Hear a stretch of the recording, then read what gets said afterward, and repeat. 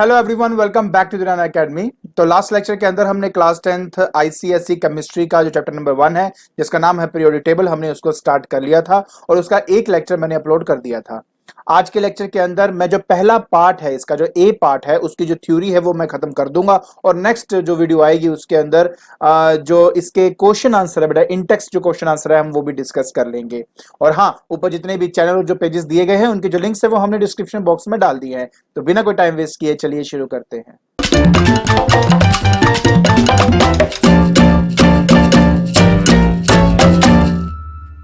देखिए बेटा, सबसे पहला टॉपिक जो आज हमें डिस्कस करना है वो है पीरियोडिसिटी। तो बेटा, पीरियोडिसिटी का मतलब क्या होता है? अगर आप ऊपर देखें तो यहां पे आपको दिख रहा होगा the property that reappears at regular interval और in which they are gradually variation at regular interval are called the periodic properties. देखिए, सिंपल सी भाषा में अगर मैं बताऊं तो बेटा, वो प्रॉपर्टी जो बार बार रिपीट होती है एक रेगुलर इंटरवल के अंदर, या वो प्रॉपर्टी जिसके अंदर चेंज देखा जा रहा है बट रेगुलर इंटरवल में वो चेंजेस देखे जा रहे हैं। जैसे कि अगर कोई प्रॉपर्टी इंक्रीज हो रही है या कोई प्रॉपर्टी आपकी डिक्रीज हो रही है, लेकिन रेगुलर इंटरवल के अंदर अगर वो चेंजेस देखने को मिल रहे हैं तो उसको पीरियोडिक प्रॉपर्टी कहा जाता है और इस फिनोमिनन को कहा जाता है पीरियोडिसिटी ऑफ एलिमेंट्स। सो देखिए बेटा, सबसे पहली बात यह है कि इसका कॉज क्या है, मतलब किस वजह से हमें ऐसे रेगुलर इंटरवल में प्रॉपर्टी रिपीट दिखती हैं। सो देखिए बेटा, एक सिंपल सी बात आपको बताऊं बेटा, किसी भी एक एटम की अगर मैं बात करता हूं, उसकी जो इलेक्ट्रॉनिक कॉन्फ़िगरेशन होती है, मतलब अरेंजमेंट ऑफ इलेक्ट्रॉन्स या number of electron in the outermost shell, ये एक्चुअली डिसाइड करता है बेटा कि उसकी केमिकल प्रॉपर्टी क्या होगी। और अगर मैं पीरियोडिक टेबल में देखता हूं तो मुझे ये एक्चुअली दिखाई देता है कि एक फिक्स्ड इंटरवल के बाद मुझे एक ऐसा एटम मिलता है जिसके आउटर मोस्ट शेल जो है, उसमें नंबर ऑफ इलेक्ट्रॉन है, ये क्या मिल रहे हैं बेटा, सेम मिल रहे हैं।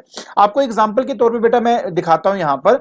अगर मैं कोर्स के बारे में बात करूं तो बात सिर्फ यही है कि मुझे सिमिलर इलेक्ट्रॉनिक कॉन्फ़िगरेशन मिलता है एक फिक्स्ड, मतलब कहते हैं ना, फिक्स्ड इंटरवल के बाद, तो इसलिए उनके अंदर पीरियोडिसिटी होती है। एंड यहां पे इलेक्ट्रॉनिक कॉन्फ़िगरेशन का बेसिकली मतलब होता है कि आउटर मोस्ट शेल में कितने इलेक्ट्रॉन्स है। तो अगर मुझे फिक्स इंटरवल के बाद ऐसे एटम मिल रहे हैं जिनके आउटर मोस्ट शेल में सेम नंबर ऑफ इलेक्ट्रॉन्स है, तो मैं कहूंगा कि उनके अंदर पीरियोडिसिटी है। एग्जाम्पल के तौर पे अगर हम यहाँ पे देखें बेटा, तो आपके पास मैंने यहाँ पे क्या किया है कि जो पीरियोडिक टेबल था ना आपका, उससे एक छोटा सा पोर्शन लिया है एंड आप आराम से समझ पाएंगे बेटा कि एग्जैक्टली इसमें हो क्या रहा है। देखिए बेटा, अगर आप यहाँ पे ध्यान से देखो, अगर मैं यहाँ पर ग्रुप वाइज जाता हूं, कैसे ग्रुप वाइज, तो आपको ये चीज नजर आएगी कि जैसे जैसे आप नीचे की तरफ जा रहे हो आपके शेल इंक्रीज हो रहे हैं। बिल्कुल सही बात है, आपका जो शेल है, नंबर ऑफ शेल लगातार इंक्रीज होता जा रहा है, लेकिन उन सब के आउटर मोस्ट शेल में एक एक इलेक्ट्रॉन है। तो इनकी जो केमिकल प्रॉपर्टीज होती है, ठीक है, वो लगभग क्या होती है, सेम होती है। हाँ, अगर आप मुझे ये कहेंगे कि बहुत कोई जो है वो केमिकल एक्टिव ज्यादा है, कोई जो है केमिकल जो एक्टिव कम है, वो क्यों है? क्योंकि बेटा उनके जो नंबर ऑफ शेल्स है वो लगातार इंक्रीज होते रहते हैं जैसे आप डाउन दी ग्रुप जाते हो। देखिए, एक सिंपल सी बात आपको मैं यहां पे समझाता हूं कि देखिए, मान लीजिए बेटा मेरे पास यहां पे एक सोडियम है। अब सोडियम जो है वो थर्ड पीरियड का मेंबर है और फर्स्ट ग्रुप है। तो इस कंडीशन के अंदर बेटा उसके आउटर मोस्ट शेल में कितने इलेक्ट्रॉन्स होंगे? उसके आउटर मोस्ट शेल में एक इलेक्ट्रॉन होगा और नंबर ऑफ शेल्स कितने होंगे? 3। तो अगर बेटा मैं एक सोडियम के बारे में बात करता हूं बेटा, सोडियम की, तो उसके पास कितने शेल होंगे? उसके होंगे 3 शेल। ठीक है, कितने होंगे? 3 शेल होंगे। मान लो ये बेटा आपका 3 शेल है, ठीक है। अब इस कंडीशन में उसके आउटर मोस्ट शेल में कितने इलेक्ट्रॉन है बेटा? एक ही इलेक्ट्रॉन है, ठीक है। अब अगर मैं बात करता हूं लिथियम की, तो लिथियम के केस में अगर आप देखें तो आपके पास कितने शेल होंगे? 2 शेल होंगे। अगर आपके पास 2 शेल है तो इसके आउटर मोस्ट शेल में कितना इलेक्ट्रॉन है? एक ही इलेक्ट्रॉन है। तो एक इलेक्ट्रॉन तो इसमें भी है, एक इलेक्ट्रॉन इसमें भी है, तो इनके जो केमिकल प्रॉपर्टी है लगभग क्या होगी? सेम, क्योंकि इसकी टेंडेंसी भी है एक इलेक्ट्रॉन देने की, इसकी भी टेंडेंसी है एक इलेक्ट्रॉन देने की। लेकिन थोड़ी सी बात समझने की कोशिश करें बेटा कि लिथियम के केस के अंदर इलेक्ट्रॉन इसके नजदीक है क्योंकि वो सेकंड शेल में है। अगर मैं सोडियम की बात करता हूं तो इस कंडीशन में इलेक्ट्रॉन थर्ड शेल में होने की वजह से इससे थोड़ा सा दूर है। दूर होने से क्या होगा कि इनके बीच में जो फोर्स ऑफ अट्रैक्शन एक्ट करती है वो थोड़ी कम होगी और लिथियम के केस में बेटा थोड़ी ज्यादा होगी। इसलिए लिथियम के आउटर मोस्ट शेल से इलेक्ट्रॉन को निकालना थोड़ा मुश्किल है as compare to that of sodium. इसलिए केमिकल रिएक्टिविटी दोनों की अलग अलग हो सकती है, लेकिन जो केमिकल प्रॉपर्टी है वो आपकी क्या रहेगी? सेम रहेगी। तो अगर आप ध्यान से बेटा किसी भी ग्रुप में जाके दे सकते हो, जैसे अगर मैं सेकंड ग्रुप की बात करता हूं तो इनके आउटर मोस्ट शेल में दो दो इलेक्ट्रॉन्स है, तो इन सब का जो बिहेवियर है, केमिकल प्रॉपर्टीज है बेटा, वो क्या होंगी, सेम होगी, but of course as different to the another group member. ठीक है, सो ये बात समझनी बहुत ही इंपॉर्टेंट है। आई होप आपको ये बात समझ में आ गई, क्योंकि बाकी देखो इस पैराग्राफ में भी यही लिखा हुआ है, कहते हैं इन particular group electron in the outer most जो ऑर्बिट है वो हमेशा सेम रहता है, इलेक्ट्रिक कॉन्फ़िगरेशन जो है बेटा वो आपकी सिमिलर होती है। सो सिंस जो केमिकल प्रॉपर्टी है किसी भी एलिमेंट की, वो सिर्फ इस बात पे डिपेंड करता है कि उसके कितने नंबर ऑफ इलेक्ट्रॉन्स है in the outermost shell. हाँ, उनकी जो स्ट्रेंथ है वो थोड़ी अलग अलग हो सकती है, कम रिएक्टिव ज्यादा रिएक्टिव हो सकता है, डिपेंडिंग अपॉन कि कौन से शेल में इलेक्ट्रॉन है, किसमें से इलेक्ट्रॉन निकालना आसान है, किसमें कम है, तो उससे स्ट्रेंथ वाइज थोड़ी बहुत डिफरेंस हो सकती है। बट उनकी जो केमिकल प्रॉपर्टीज है, मतलब कि अगर वो किसी से रिएक्ट करेंगे तो क्या बनाएगा, तो सब एक जैसे ही बिहेव करेंगे, वो वही प्रोडक्ट बनाएंगे, तो वो क्या रहेगा, आपका सिमिलर रहेगा। आई होप आपको ये बेटा समझ में आ गया होगा। चलिए अब आपको बेटा मैं अपना नेक्स्ट टॉपिक बताता हूं। नेक्स्ट बेटा हमारे पास आता है शेल, जिसको ऑर्बिट भी कहते हैं या वैलेंसी, हम इनको स्टडी करने वाले हैं। देखिए बेटा, आपको पता है कि अगर मैं एक न्यूक्लियस के बारे में बात करता हूं तो उसके आउटरमोस्ट शेल में, नॉट आउटरमोस्ट शेल बेटा, उसके इर्द गिर्द जो इलेक्ट्रॉन है एक फिक्स्ड पाथ में बेटा वो मूव करते रहते हैं, उसी को ऑर्बिट का नाम दिया जाता है और इसी को शेल भी कहते हैं। ठीक है, ये सिंपल सी बात है। अब हम बात करते हैं बेटा कि शेल कैसे इंक्रीज होते हैं ग्रुप एंड पीरियड के हिसाब से। देखिए देर सिंपल सी बात बताऊंगा बेटा जी, जैसे जैसे हम ग्रुप में चलते हैं वैसे वैसे एक एक शेल आपका ऐड होता जाता है। जैसे कि हाइड्रोजन की अगर मैं बात करता हूं बेटा, उसमें सिर्फ एक ही शेल है। अगर मैं यहां बात करता हूं बेटा लिथियम की, तो उसमें दो शेल हो जाते हैं। एक्चुअली इसका पीरियड 2 है ना बेटा, इसका मतलब इसमें शेल 2 है। सोडियम की बात करूंगा तो 3 शेल है। तो डाउन द ग्रुप अगर मैं जाता हूं तो एक एक शेल इंक्रीज होता रहता है। लेकिन यही अगर मैं पीरियड के हिसाब से चलता हूं, मतलब फ्रॉम लेफ्ट टू राइट अगर मैं जाता हूं, तो जो शेल है वही रहेगा, बस उसमें एक एक इलेक्ट्रॉन ऐड होता जाएगा। जैसे कि सोडियम के अंदर बेटा 3 शेल है, लेकिन सोडियम के आउटर मोस्ट शेल में एक इलेक्ट्रॉन होगा। जहां तक मैग्नीशियम की बात है उसमें भी 3 शेल है, इसके आउटर मोस्ट शेल में 2 इलेक्ट्रॉन्स होंगे। अगर मैं एल्यूमिनियम की बात करूंगा तो इसमें बेटा 3 शेल है, लेकिन आउटर मोस्ट जो शेल होगा उसमें 3 इलेक्ट्रॉन होंगे। तो कहने का मतलब है कि अगर मैं लेफ्ट टू राइट जाता हूं तो नंबर ऑफ इलेक्ट्रॉन इंक्रीज करते हैं आउटर मोस्ट शेल के अंदर, लेकिन नंबर ऑफ शेल इंक्रीज नहीं करते। अगर मैं ग्रुप में जाता हूं तो मुझे यह दिखता है कि नंबर ऑफ शेल जो है वो इंक्रीज करते हैं, बट इलेक्ट्रॉन में कोई इंक्रीज नहीं आता है। क्लियर, बहुत बढ़िया। फिर बेटा हमारे पास आती है वैलेंसी।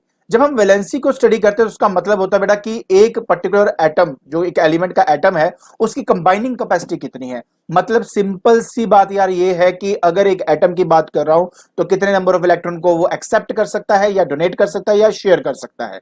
अगर मैं बात करता हूं बेटा ग्रुप वाइज, अगर मैं ऊपर से नीचे की तरफ आता हूं तो मैंने क्या कहा था बेटा, जैसे आप ऊपर से नीचे आओगे नंबर ऑफ शेल जो है वो ऑफ कोर्स आपके क्या होते हैं बेटा, इंक्रीज होते हैं, लेकिन उनके आउटर मोस्ट शेल में सेम नंबर ऑफ इलेक्ट्रॉन्स है। जैसे कि हाइड्रोजन के आउटर मोस्ट शेल में एक इलेक्ट्रॉन है, लिथियम में बेटा एक है, सोडियम में एक है। तो ये जो ग्रुप वाइज अगर मैं देखूं सभी की वैलेंसी एक जैसी होगी और सबकी वैलेंसी 1 होगी। क्यों? क्योंकि लिथियम भी कैपेबल है एक इलेक्ट्रॉन निकालने के लिए, सोडियम भी एक ही इलेक्ट्रॉन निकालेगा, पोटेशियम भी एक ही इलेक्ट्रॉन निकालेगा। तो उनके जो कंबाइनिंग कैपेसिटी है वो 1 है बेटा, इसलिए सभी की वैलेंसी एक होगी। तो अगर मैं एक ग्रुप को देखूं ना, ग्रुप के जितने भी मेंबर्स है सबकी वैलेंसी बेटा एक ही होती है। जैसे कि अगर मैं नेक्स्ट वाले की बात करूं, बेरिलियम की बात करूं, मैग्नीशियम की, कैल्शियम की, ये एक ही ग्रुप के मेंबर है, इनके आउटर मोस्ट शेल में 2 इलेक्ट्रॉन्स हैं, तो ये 2 इलेक्ट्रॉन को बेटा मतलब क्या कर सकते हैं, दे सकते हैं या शेयर कर सकते हैं, जो भी इन्हें करना है। मैं सिर्फ इतना बोलना चाहता हूं कि अगर मैं सेकंड ग्रुप की बात करूं तो इनकी वैलेंसी 2 होगी। उसी तरह अगर मैं बोरोन की बात करता हूं बेटा, ठीक है। अब अच्छा, अब इसके अंदर भी ना 2-3 बातें समझनी बहुत इंपॉर्टेंट है, वो भी मैं आपको बताता हूं। पहले मैं स्टेप बाय स्टेप चल लूं तो ग्रुप वाइज बेटा देखा जाए तो सभी की वैलेंसी क्या होती है, सेम होती है। लेकिन अगर मैं पीरियड वाइज चलूं, मतलब अगर लेफ्ट टू राइट जाऊं, तो मुझे यह दिखता है कि हर बार नेक्स्ट स्टेप जैसे जाऊंगा तो उसकी वैलेंसी 1 से बढ़ जाएगी। जैसे कि अगर मैं लिथियम की बात करूं तो वैलेंसी 1 है, बेरिलियम की बात करूंगा तो 2 है, अगर मैं बोरोन की बात करूंगा बेटा तो 3 है, कार्बन की बात करूंगा तो 4 है। हाँ, एक बात आपने प्लीज बेटा समझनी है, आउटर मोस्ट शेल में जितने इलेक्ट्रॉन्स होते हैं उसके हिसाब से उसकी वैलेंसी डिसाइड की जाती है। जब तक आउटर मोस्ट वैलेंसी में 4 इलेक्ट्रॉन नहीं आ जाते तब तक आउटर मोस्ट शेल का जो नंबर है, इलेक्ट्रॉन का जो भी नंबर है वही उसकी वैलेंसी है। लेकिन 4 के बाद क्या, जैसे कि अगर मैं नाइट्रोजन की बात करता हूं तो नाइट्रोजन का बेटा अगर देखेंगे कॉन्फ़िगरेशन तो आपको मिलता है दैट इज 2 और 5। अब ये जो लास्ट नंबर है ये 4 से बड़ा हो गया, अगर ये 4 से बड़ा हो गया तो अब उसको 8 से माइनस कर दो, वही बेटा उसकी क्या होगी, वैलेंसी होगी। इसलिए अगर मैं बात कर रहा हूं बेटा बोरोन की, उसकी वैलेंसी क्या होगी 3, नहीं सॉरी नाइट्रोजन की, तो उसकी वैलेंसी होगी बेटा आपकी 3। अगर ऑक्सीजन की बात करता हूं तो बेटा मेरे पास आ जाता है 2 और 6, 8 है ना टोटल। तो 8 में से 6 को माइनस किया 2 आ गया, तो इसका मतलब ऑक्सीजन की जो वैलेंसी है वो 2 ली जाएगी। फ्लोरीन की बात करेंगे तो 1 ली जाएगी, ठीक है। एंड नियोन की बात करेंगे तो कोई वैलेंसी नहीं होती, क्योंकि आउटर मोस्ट शेल बेटा कंप्लीटली फिल्ड होता है आपका, ठीक है। आई होप बेटा ये बात समझ में आ गई आपको, वेरी गुड। उसके बाद बेटा अगर हम बात करते हैं नोट की, तो जैसे मैंने आपको अभी बताया है कि वैलेंसी इस बात पे डिपेंड करती है कि उसके आउटर मोस्ट शेल में कितने नंबर ऑफ इलेक्ट्रॉन्स हैं। तो अगर आपके नंबर ऑफ इलेक्ट्रॉन्स 1 से 4 के बीच में है तो जो भी नंबर होगा वही उसकी वैलेंसी है। लेकिन अगर आपका जो नंबर है और 4 से एक्सीड करके 5, 6, 7 अगर हो जाता है तो आप उसको 8 से माइनस करेंगे, तब जाके बेटा आपको उसकी वैलेंसी मिलेगी। दूसरा नोट ये कहता है कि ये कंबाइनिंग कैपेसिटी बताता है, इसलिए ये वैलेंसी हमेशा पॉजिटिव ली जाती है, ठीक है। और जो पॉजिटिव और नेगेटिव आता है ना, जैसे -2 +1, ये क्या है, ये एक्चुअली ये बताता है कि उसमें डेफिशिएंसी ऑफ इलेक्ट्रॉन है कि एक्सेस ऑफ इलेक्ट्रॉन है, उसकी वजह से पॉजिटिव और नेगेटिव कैरेक्टर उसके अंदर आता है। आई होप बेटा आपको वैलेंसी के बारे में समझ में आ गया होगा, ठीक है। सो फाइनली अब हम अपने इसको कंप्लीट मतलब क्रक्स को कंप्लीट करते हैं बेटा। तो सबसे पहला पॉइंट ये है कि जो एलिमेंट्स है वो जो बेसिकली जो अगर पीरियोडिक टेबल की बात करते हो तो उनके अंदर जो एलिमेंट्स को अरेंज किया गया है वो increasing order of atomic number के हिसाब से अरेंज किया गया हुआ है। हर एक टेबल में ग्रुप्स बने हुए हैं, जो वर्टिकल कॉलम्स है बेटा उनको ग्रुप्स कहते हैं। और जो आपके हॉरिजॉन्टल बेटा जो हमारे पास रोज हैं वो सारी क्या है बेटा, उनको पीरियड्स का नाम दिया गया है। दूसरी बात, हर बार प्रॉपर्टी आपकी रिपीट होती रहती है बेटा, सिमिलर क्योंकि सिमिलर नंबर ऑफ इलेक्ट्रॉन्स मिलते हैं ना एक फिक्स्ड इंटरवल के बाद। तो ये जो पीरियोडिसिटी है अगर आप चाहें तो बेटा यहां पे भी देख सकते हो, जैसे कि पहले केस में 1 2 मतलब 2 के बाद आ रहा है, उसके नेक्स्ट वाले में देखो तो 1 2 3 4 5 6 7 8, तो 8 के बाद जाके बेटा फिर से प्रॉपर्टी रिपीट हो रही है, इसमें भी 8 के बाद फिर से प्रॉपर्टी रिपीट हो रही है। पोटेशियम की बात करें, पोटेशियम के बाद वाला जो उसके नीचे वाला होगा ना वो 18 नंबर के बाद आता है, मतलब 18 जो एटम्स है उसके बाद बेटा फिर से प्रॉपर्टी रिपीट होगी। इसलिए बेटा यहां पे ऐसे लिखा हुआ है कि 2 8 8 18 18, तो मतलब पहले में बेटा 2, फिर 8 के बाद बेटा प्रॉपर्टी रिपीट होती है, फिर 8 के बाद प्रॉपर्टी रिपीट होती है, फिर 18 के बाद 18 के बाद, क्यों, क्योंकि इनकी इलेक्ट्रॉनिक कॉन्फ़िगरेशन सिमिलर दिखनी शुरू हो जाती है, ठीक है। फिर आता है बेटा property of elements depend upon, देखो किसी भी एलिमेंट की जो प्रॉपर्टी है बेटा वो इस बात पे डिपेंड करती है कि उसके वैलेंस शेल मतलब आउटर मोस्ट शेल में कितने नंबर ऑफ इलेक्ट्रॉन्स हैं, और वो इंक्रीज होते जाएगा ऑफ कोर्स एटॉमिक नंबर आपका बेटा अगर जो है वो इंक्रीज करता जा रहा है, तो इसलिए उनमें लगातार चेंजेस भी हमें दिखाई देती है, ठीक है। अच्छा, जो रिएक्टिव मेटल्स हैं जैसे ग्रुप 1 एंड ग्रुप 2 के, ठीक है, याद रखना ग्रुप 1 एंड ग्रुप 2 के बेटा रिएक्टिव मेटल्स हैं। ट्रांजिशन जो एलिमेंट्स है वो उनके मिडिल में अगर आप देखेंगे वहां पे मिलेगा आपको। और जो नॉन मेटल्स है बेटा आपके वो upper right corner of periodic table में आपको दिखाई देता है, मतलब मैं यहाँ पे दिखा देता हूँ बेटा। जैसे कि बात हो रही है इनकी, ये नॉन मेटल्स आगे बेटा, ये जो आप यहाँ पे देख रहे हो ये आ जाता है बेटा आपके पास ट्रांजिशन मेटल्स हैं बेटे। ये जो आप देख रहे हो यहाँ पर ये आपका है मेटल्स, अच्छा रिएक्टिव मेटल्स आते हैं, ठीक है। आई होप बेटा ये बातें आपको आराम से समझ में आ रही होंगी बेटा मैं यहाँ पे क्या बता रहा हूँ, ठीक है। अच्छा, उसके बाद नेक्स्ट बेटा आता है कि transition from metallic to non metallic character is seen across the period. देखो आप देख ही सकते हो बेटा, देखो अगर मैं पीरियड में चलता हूं तो यहाँ पे बेटा आपके पास मेटल मेटल होते होते ये नॉन मेटल में कन्वर्ट होता जा रहा है, तो ये सारी ट्रांजिशन आपको यहाँ पे दिखाई देती है पीरियड के अंदर। तो ये बेटा इंफॉर्मेशन थी आपके पीरियोडिक टेबल के बारे में, और इसके साथ आपके पहले पार्ट की जो थ्योरी है वो खत्म हो जाती है। आई होप बेटा आपको अच्छे से समझ में आ गया होगा कि एक्चुअली पीरियोडिसिटी क्या होती है और what is the cause of periodicity, और down the group and across the period कैसे बेटा ये सब चीजें चेंजेस आती हैं, ठीक है। तो आज के लेक्चर के अंदर बेटा हमने स्टडी किया पीरियोडिसिटी के बारे में, वैलेंसी के बारे में, और हमने ये स्टडी किया कि शेल क्या होता है और कोज क्या है बेटा पीरियोडिसिटी का। और अगर आपको मेरी वीडियो पसंद आ रही है तो please like it, share it and subscribe it. आज के लिए बस इतना ही, थैंक यू सो मच।